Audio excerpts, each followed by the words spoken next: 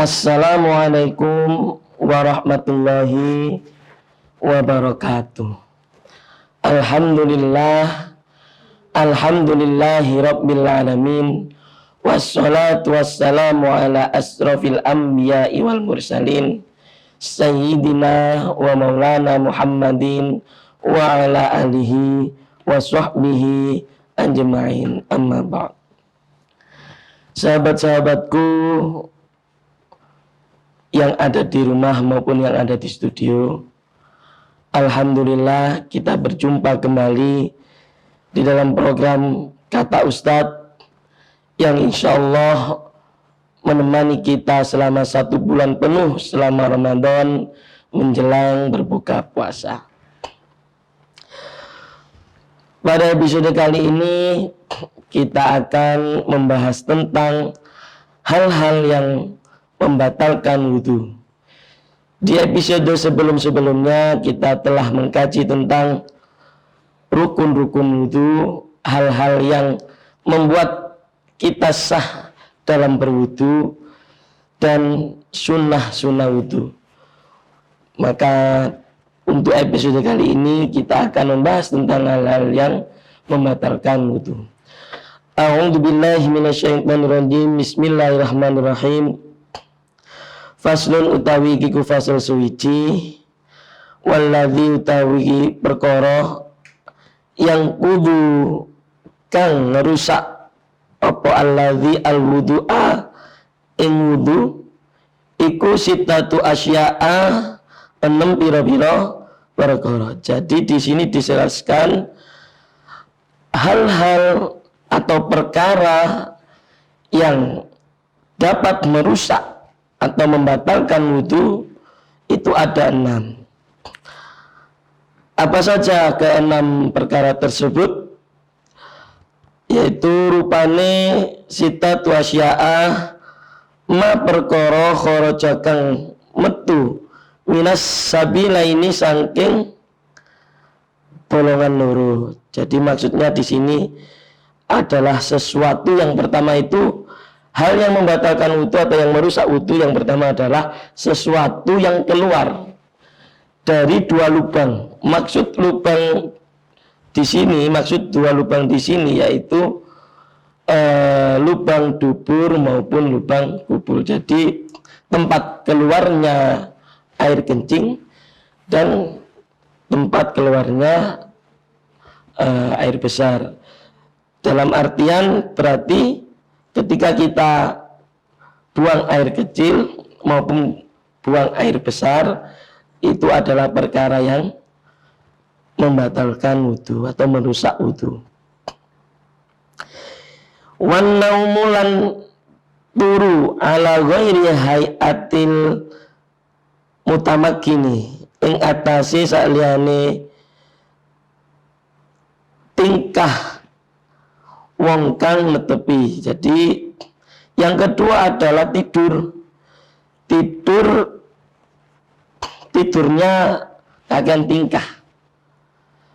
Apakah ada tidur yang tidak membatalkan wudhu? Jadi ketika tidur duduk seperti ini, posisi duduknya tidak berubah, itu bisa tidak membatalkan wudhu. Jadi, tapi di sini maksudnya adalah tidur itu termasuk membatalkan wudhu. Yang ketiga, wazawalul aklilan ilang akal, ilange akal, hilang akal bisukrin krono mendem au marotin utawa sakit. Jadi yang ketiga hal yang membatalkan wudhu itu adalah hilangnya akal karena mabuk atau sakit. Sakit itu berarti gila. Jadi orang yang mabuk wudhunya batal, orang yang gila juga wudhunya batal. Walam surrajulilan demek wong lanang al mar'ata ing wong wedok al ajnabiyata kang liya min ghairi khailin saking liyane aling-aling. Yang keempat yaitu persentuhan kulit. Jadi ketika orang laki-laki menyentuh kulit orang perempuan yang lain yang bukan muhrim tanpa adanya penghalang.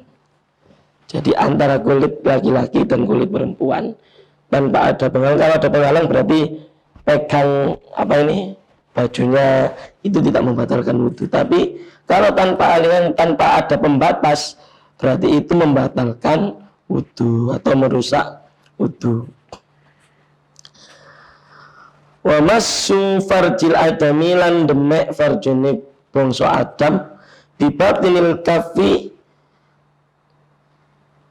kelawan jurune epek-epek. Yang kelima yaitu pegang kemaluan. Telapak tangan yang dalam ketika menyentuh kemaluan itu membatalkan wudu. Jadi yang dalam ya. Jadi kalau kita lihat andai kata kita seperti ini bahasanya itu menempelkan telapak tangan seperti ini, bagian yang tidak terlihat yaitu adalah telapak tangan bagian dalam. Jika bagian telapak tangan bagian dalam ini menyentuh kemaluan, maka wudunya batal, termasuk merusak wudu, membatalkan wudu. Tapi kalau bagian luarnya yang ini tidak membatalkan wudu. Jadi kalau sudah punya wudu, gatel ngukure ya ini, ya boleh, jangan seperti ini. Kalau seperti ini batal wudunya ya. Misalkan gatel, burungnya gatel, ngukure seperti ini, tidak batal wudunya. Tapi kalau seperti ini batal. Karena apa? Telapak tangan yang bagian dalam menyentuh kemaluan, itu nggak boleh, itu membatalkan wudu. Kemudian yang terakhir, wa massu halqati duburihi lan demek bunder-bunderane dubure bangsa Adam. Ini memakan dubur. Dubur itu kan lubang ya, ada lubangnya. Di samping lubangnya ada bunder-bunderan ya.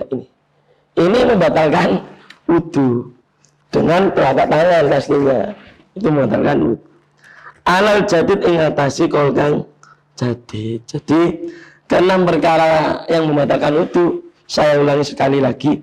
Yang pertama adalah keluarnya sesuatu yang keluar dari lubang dubur maupun lubang kubul. Berarti dalam artian kalau kita kencing, kalau kita buang air kecil atau buang air besar, itu membatalkan wudu. Yang kedua, tidur juga membatalkan wudu. Kemudian yang ketiga, hilang akal karena mabuk atau karena sakit atau gila, itu juga membatalkan wudu. Yang keempat, bersentuhan kulit antara laki-laki dan perempuan yang bukan muhrim tanpa ada pembatas, berarti itu membatalkan wudu. Yang kelima, menyentuh kemaluan dengan telapak tangan bagian dalam.